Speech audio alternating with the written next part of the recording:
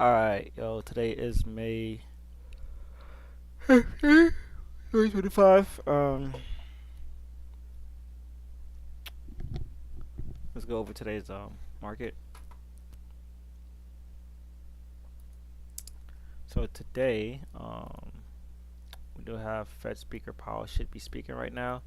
We had some 8:30 news that came out. A lot of news that came out. You can see it here as well. A lot of news and Fed Powell speaking. Then we have a 9:15. Then we have 10 o'clock here and then 10:30. So pretty major. I'm not sure if I'm going to take any trades today. We'll see. Maybe I just work on just tomorrow. Tomorrow might be a little bit more calm, but we do have the 10 o'clock consumer sentiment coming out. Alright, so let's get into the chart. Let's see what the market has done, if anything. I don't see a lot of movement on VIX, so that's an interesting sign. Give me 1 minute as I yeah, so that's an interesting sign. Let's go to ES. Let's see what we got. 8:30, nothing. 8:40, nothing. So I'm not sure if it's even speaking right now. Let's see what that speaking thing was about.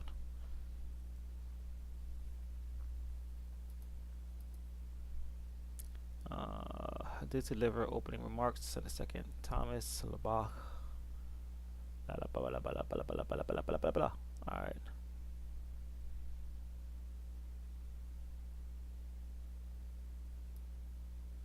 Let's see if we can get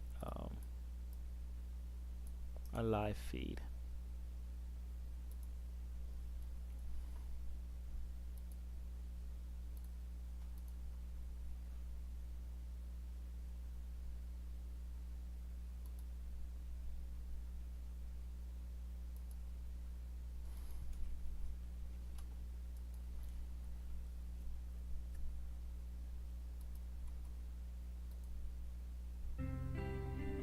So he has not even coughed yet, so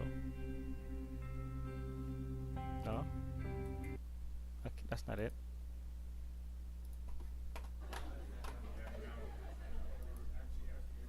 This looks like it's not it also.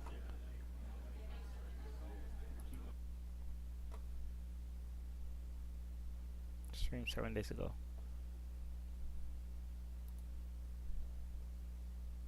To help make their financial dreams a reality. It's your turn. So this might be it. Looking forward to being with you today. Yeah, he's speaking. And having these conversations that will occur over the next 2 days. These discussions will help broaden and deepen our thinking about these issues, and they're critical to the success of these reviews. Thank you very much.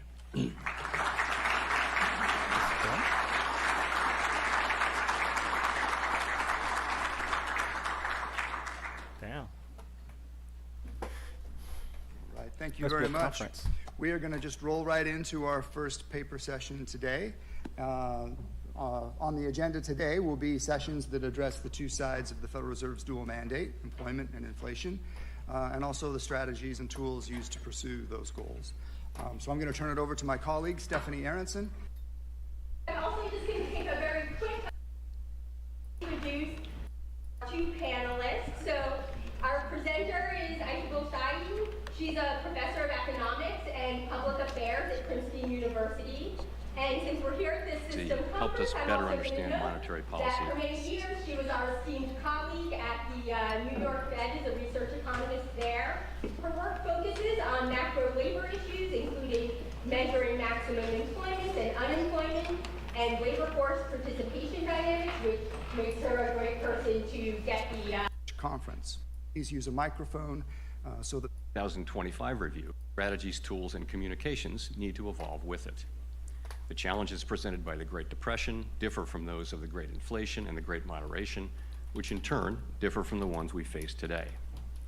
A framework should be robust to a broad range of conditions, but also needs to be updated periodically as the economy and our understanding of it evolve. From 2012 to 2018, the FOMC voted at each January meeting to reaffirm the consensus statement, in most years without substantive changes. In 2019, we changed that practice, conducting our first ever public review, and said that we would repeat such reviews at roughly a 5-year interval. There's nothing magic about a 5-year pace, We believe that frequency is appropriate to reassess structural features of the economy and to engage with the public, practitioners, and academics on the performance of our framework. Several of our global peers have adopted similar approaches to their framework reviews. At the time of the last review, we had been living for about a decade in a new normal characterized by proximity to the effective lower bound, with low interest rates, low growth, low inflation, and a very flat Phillips curve. If I could capture that era with one statistic, it would be that the policy rate had been stuck at the lower bound for 7 long years following the onset of the global financial crisis in late 2008. After liftoff in December 2015, we were able to raise the policy rate only very gradually over a period of 3 years to a peak of just 2.4%. 7 months later, we began reducing it, leaving the rate at 1.6% in late 2019, where it would be when the pandemic arrived a few months later. Policy rates in other major advanced economies were even lower, in many cases below zero, and in all such economies, inflation regularly ran below its target. The sense at that time was that when the economy next experienced even a mild downturn, we would be right back at the lower bound, probably for another extended period. The post-financial crisis decade had demonstrated the pain that that could bring. Inflation would likely decline in a weak economy, raising real interest rates as nominal rates are pinned at zero. Higher real rates would further weigh on job growth and reinforce downward pressure on inflation and inflation expectations. Reflecting these concerns, we adopted a policy to make up for persistent shortfalls from the inflation target, an approach that was common in the extensive literature on the risks associated with the lower bound.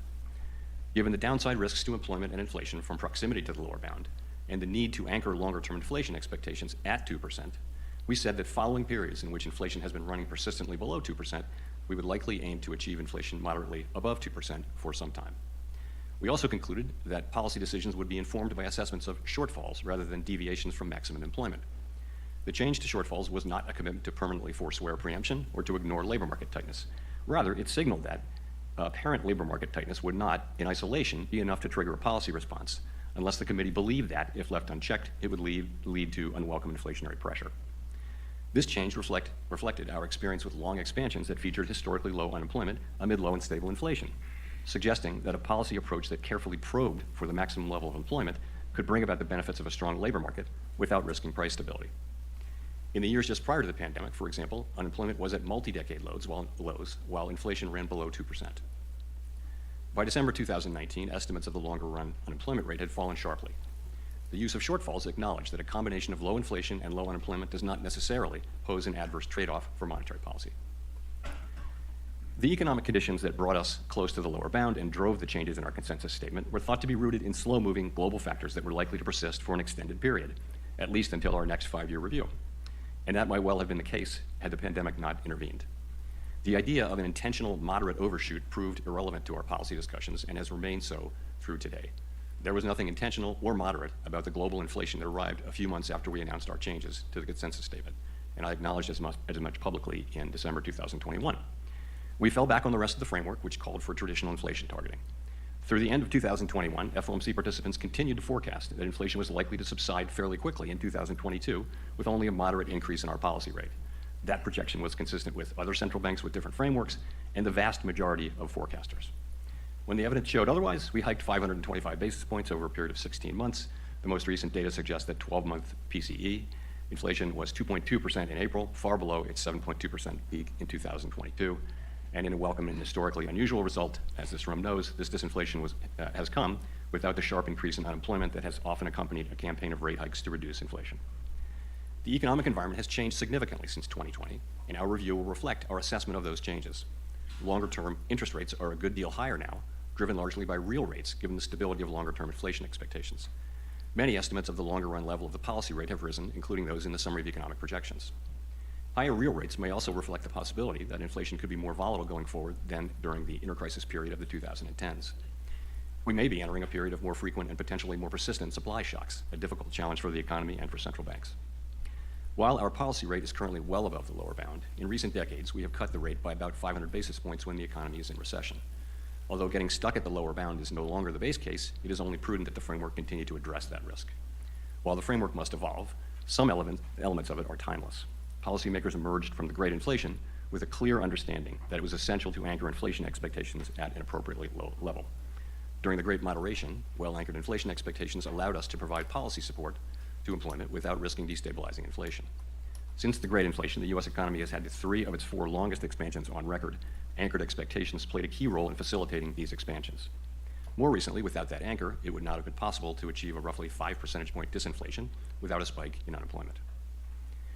Keeping longer-run inflation expectations anchored was a driving force behind establishing the 2% target in the 2012 framework. Maintaining that anchor was a major consideration behind the changes in 2020. Anchored expectations are critical to everything we do, and we remain fully committed to the 2% target today. In the current review, the committee is engaged in discussions about what we have learned from the experience of the past 5 years. We plan to complete consideration of specific changes to the consensus statement in coming months. We're paying particular attention to the 2020 changes as we consider discrete but important updates reflecting what we have learned about the economy and the way those changes were interpreted by the public. In our discussions so far, participants have indicated that they thought it would be appropriate to reconsider the language around shortfalls. And at our meeting last week, we had a similar take on average inflation targeting. We will ensure that our new consensus statement is robust to a wide range of economic environments and developments.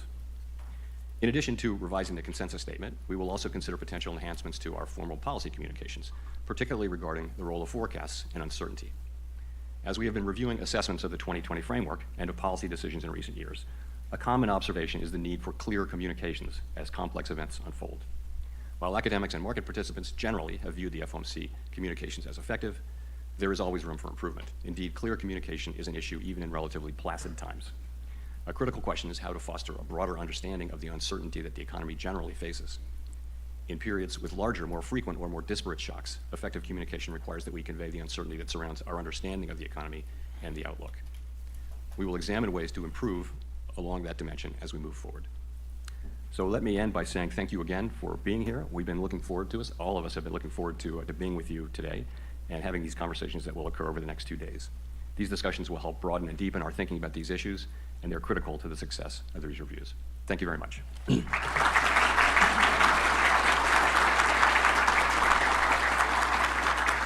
that's where we're at. Let's go to. Right, thank you very much. We are going to just roll right into our first paper session today. We rely on a dynamic decomposition that I built with my co-author, Bart Hobain, over the years. So when somebody loses their job and becomes unemployed, going forward, this puts downward pressure on the participation rate. And since considerations for maximum employment is forward-looking, this is an important channel that we should be thinking about. So the black line has been going up, obviously. We know female labor force participation, baby boomers, and then it starts going down. And the difficulty is then to evaluate where are the cyclical pressures.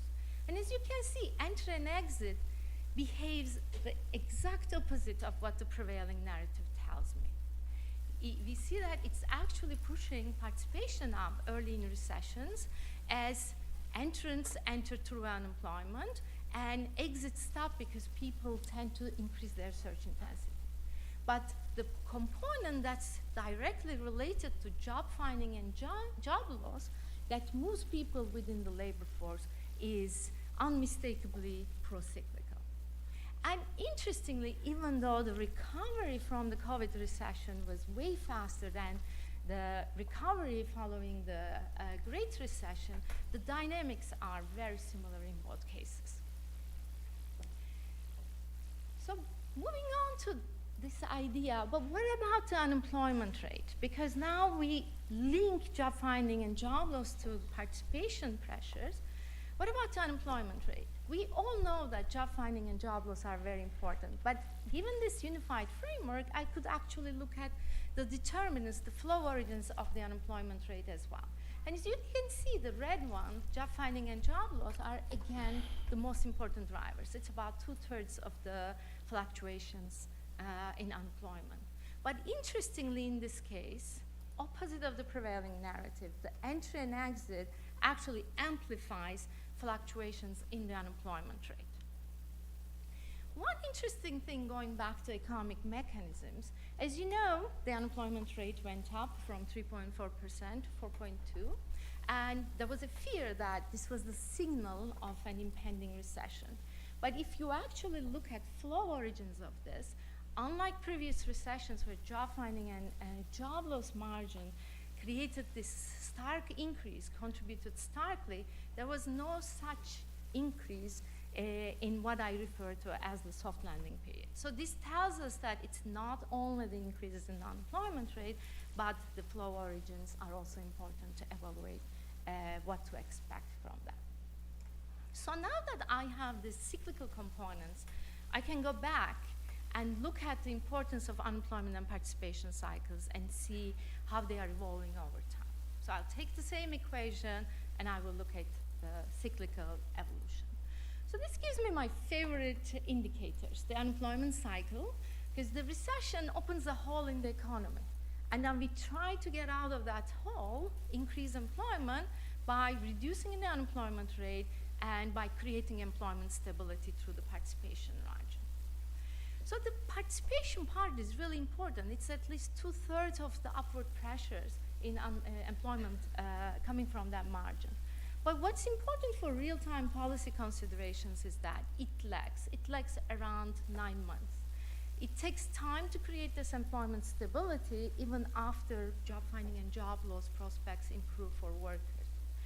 And one thought I had before looking at this was the participation recovery was very slow after the Great Recession because it was a very slow recovery. But if I look at the recovery from the pandemic, the same lead and lag structure actually applies. Even during brisk recoveries, we should expect this about 9-month delay in the pickup in the participation rate. And the evolution of participation actually followed this. We have seen meaningful increases in the participation rate after we hit the 3.4% in the unemployment. So then what about the inclusiveness of this? Because I'm still looking at that. I don't have time to show that, but when you do this for different demographic groups, the same mechanism applies for all. So it's always the employment stability, not the entry and exit. But perhaps, surprisingly, the leg structure is also very similar. Each group have very similar leg structures to the aggregate economy. So that this has the implication that we could shift our focus from entry of marginalized groups to employment stability of all workers. And the mechanism behind this is the same. It's job finding and job loss prospects improvement. So now, what about price stability? One definition of maximum employment is the highest level of employment that does not compromise price stability. So now I want to take this flow approach and start thinking about the price stability part of it. So far, all I have shown you is how the economy progresses without telling you when we start seeing price pressures or where the natural rate should be. So I want to think about the natural rate of unemployment as the unemployment rate which is consistent with stable level of inflation, following Friedman's definition. And it's obviously as clear as also clearly specified in the statement, driven by non-monetary factors, and it's going to be time varying. While in the 70s, the idea was that 4% is the full unemployment rate, we have learned that there are big fluctuations in the natural rate of unemployment coming from slow or fast-moving factors. So I want to think about two different kinds of non-monetary factors. The first one I will refer to as U-bar. These are secular trends. They are easier to project because most of the time they are related to slow-moving demographics. So one thing about aging, we can stop it and it's deterministic. So it helps us understand these trends really easily. But then there is the second temporary labor market shifts. The difficulty about this is even though it's tempting to change the indicator that you are focusing on, from cycle to cycle, different labor market shifts happen. Mismatch increases on the job search intensity or changes in recruiting behavior of firms, they all appear in different cycles. So now what I want to do is to offer you a summary measure of that is based on unemployment, that's consistent with stable prices, which is going to be a proxy for all these labor market disruptions. But I will use the secular trends as my anchor. It's going to help me identify this, because if I were looking at 1975, I would be able to see that because of all the demographic effect, all the baby boomers entering the labor market, there was an upward shift in the unemployment rate, which makes 4% an unreliable target. So obviously, once you have this, you could summarize inflationary pressures in the economy by defining the unemployment gap. Where is unemployment relative to the natural rate of unemployment? And this gap is going to be affected by where we are in the business cycle, as well as monetary policy. So I want to estimate U-star, which is obviously not an observable indicator. But what's observable is my anchor U-bar. And you could also think of it being consistent with the long-run projections in the S&P that Chair Powell just shown us. So I want to do this in the context of a new Keynesian Phillips curve, which allows me to have a forward-looking view of inflation. Nominal wages will be sticky, and when they are reset, they will be reset taking into account where the agents will expect the labor market to go forward. And when I use this new Keynesian Phillips curve, I will be able to decompose total inflation into two components. The second part is going to capture the temporary supply shocks, changes in productivity, markups, labor supply disruptions, while the first one, which I refer to as the underlying inflation, will link labor market to inflation. The first component, obviously, is inflation expectations, long-run inflation expectations, but the second part will take this unemployment gap and moderate it through the slope of the Phillips curve. And this kappa, obviously, will be an important parameter. But what I want to take away from this is it's not only the contemporaneous output gap that matters, it's also the expectations about future unemployment gaps that's going to be a determinant of inflation.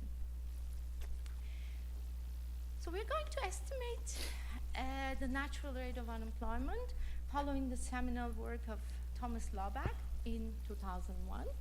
We are going to bring in the flow-based measure of the trend unemployment rate, median CPI, 5 different measures of labor compensation, and inflation expectations will tell me two things. One is how anchored they are in the long run.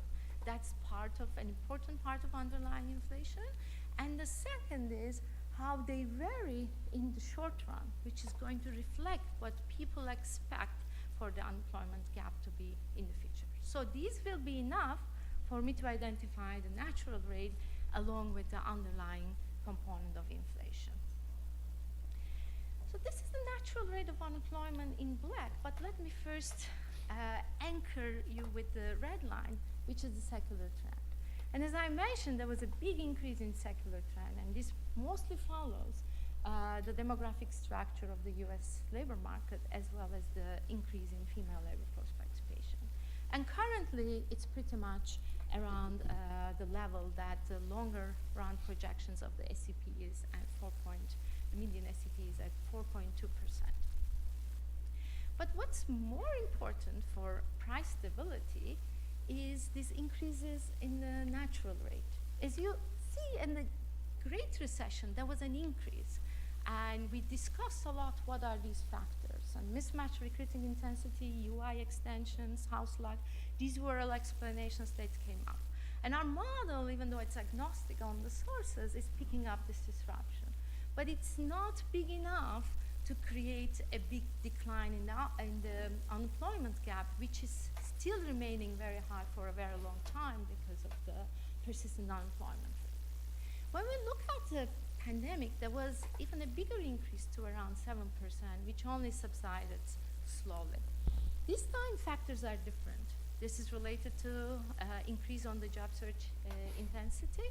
It's related to increases in reservation wages and extension of unemployment insurance benefits early on.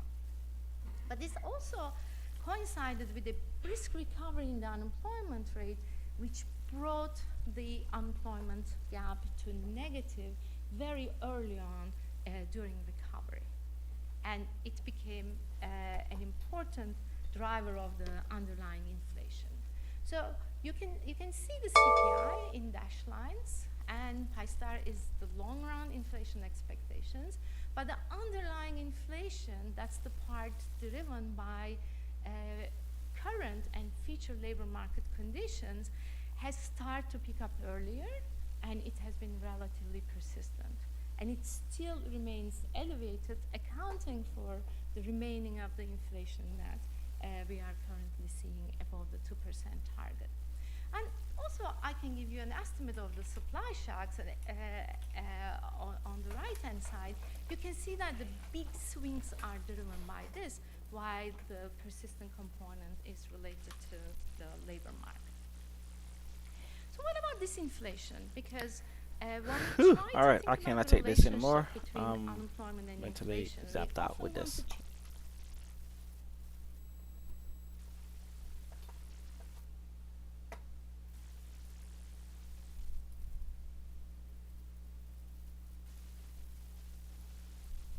All right, so I got my level set. Got my levels set. I'm just going to focus on just these here. All right, this should just be just this changing. Yeah, these here. It's like a nice 30-minute level right here. So probably just gonna give the 30-minute some time, or maybe even 15 minutes some time to demonstrate itself, because the 15-minute and 30-minute looks good. So just trying to make sense of it. No need to rush. It's a very choppy spot, but price did move around to create a new downtrend, quick uptrend. So we're just gonna wait for that. If anything, I'm probably not gonna trade at all today, and then just walk away and then come back again tomorrow. If I do trade, if price rarely moves, I'll probably be looking at the 1 minute for some setups, because the 1 minute seems to have some nice setups. If I go into the tick charts, which I need to find a place for them. Wow. I need to find a place for them. We can see that there's buying right here. You can see that there's buying right here at this level here, strong buying here.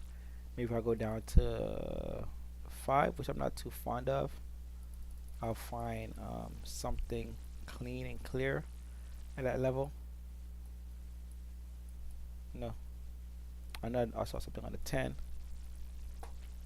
All right, so we got some buying right here. So boom, could have entered there. Right when we got that green, some black. Retest, because we had some green, then we got the black coming down, right, and then price came down to that level right here, and then it just bounced. So alright, so I'm not even sure if we can we even put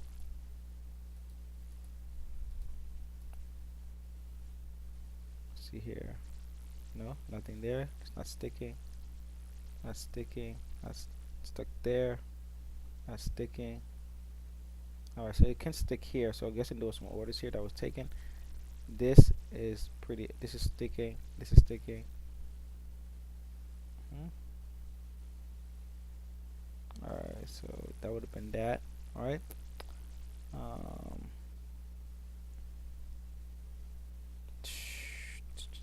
Boop. Right, so we'll figure out how to navigate through this,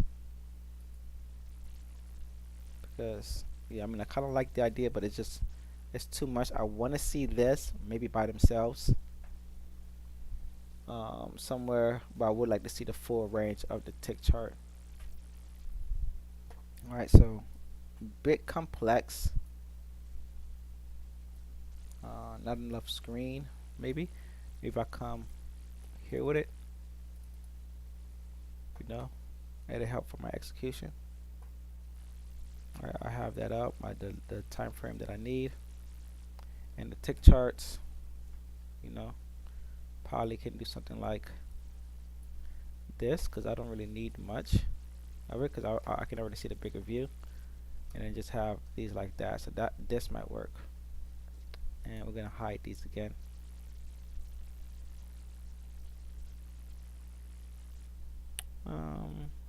I can leave them, don't bother me too much. Alright, so maybe I'll bring it up here when I'm ready to get into the trade. I think I'll do that. Alright, just keep an eye on all of them and then just bring it up.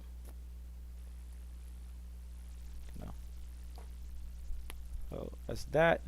So yeah, so I'll keep this up. I also have my my MT one up. This has really helped calm my nerves a little bit. Now let's when I have that, I could just look at just the empty chart and not be too antsy as I'm just looking at, you know, what I can trade. That's nice. Pull back, boom.